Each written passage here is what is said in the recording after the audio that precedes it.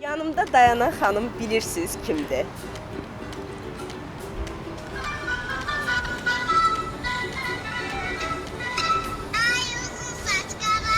Ağıllı kuklam mənim. Hər kəsin əzbər bildiyi məşhur uşaq mahnısının ifaçısı. Görürəm ki, Elnara Xəlilova o da başlayıb uşağı üçün oxumağa o mahnını. Mənə zəng zad eləməyib, belə oxuyub özü. İstəyib oxuyub. Çox mahnılar ifadə. And içirəm heç zaman çıxmaram mən sözündən. Hey!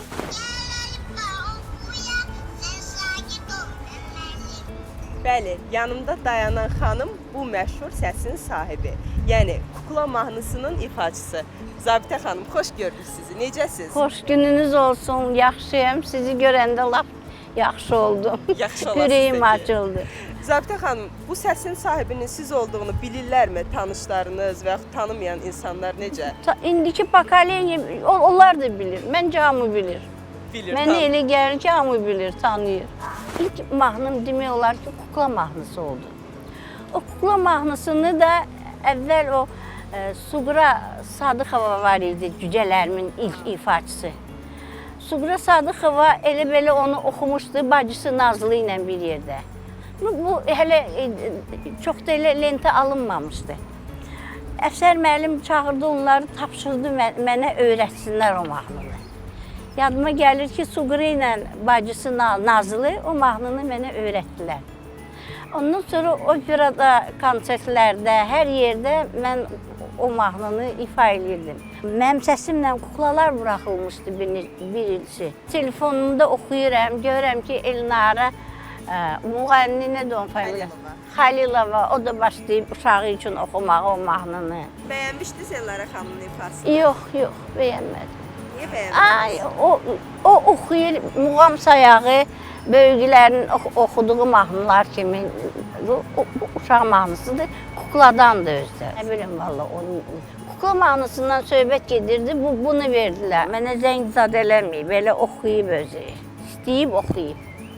Sonra bir də veriliş var idi, Oktay Zülfiqarovdan yox, oğlundan, Cahangirdən çəkmişlər.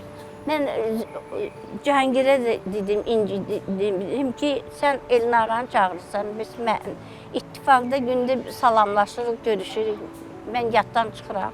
Mənim mahnılarımı tanınmış müğənnilər oxuyur. Səkinə İsmailova, Flora Kərimova, ASTV-də Aqanyok olurdu. Hətta 8 Mart Aqanyoku olanda o veriliş mənim səsimlə başladı. 8 Mart'tır anacan, gəl öpümüz gözündən. Çox mahnılar ifadə. And içirəm heç zaman, çıxmaram mən sözündən. Hey, sənindir bu gül çiçək ay ana. Şən bayramın mübarək ay ana. Gedib, o veriliş, böyüklərin verilişi, 8 Mart bayram verilişi Aqanyoku mənim səsimlə başlamışdı.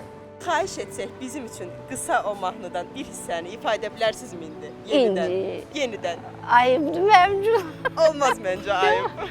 Edə bilər? Ay uzun saç, qara göz, ağıllı kuklam mənim.